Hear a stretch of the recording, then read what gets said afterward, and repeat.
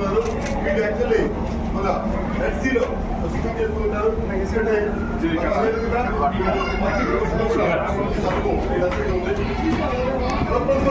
ఇండియాలోనే first time, భారతదేశంలో first time Hyderabad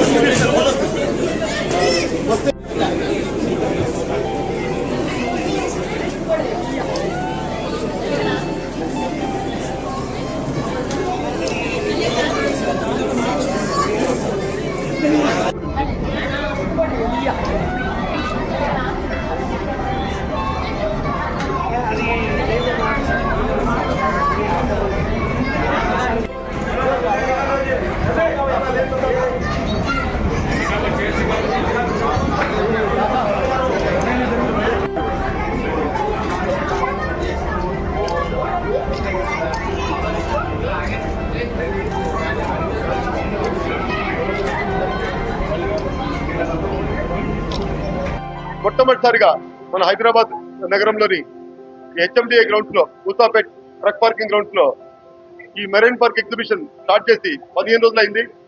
ఈ రోజు ప్రప్రథమంగా భారతదేశంలోనే ప్రప్రథమంగా మన హైదరాబాద్ నగరంలో మామెట్ షో అంటే జలకన్యలు అంటారు. అదేవిధంగా జలపర్యని షోని ఈ రోజు నుంచి స్టార్ట్ చేస్తున్నాము. ఇక్కడ ఒక 6 అమ్మాయిలు ఒక చాప రూపంలో ఈ ట్యాంక్స్ లో వచ్చి సందర్శకులను అందిస్తున్నారు.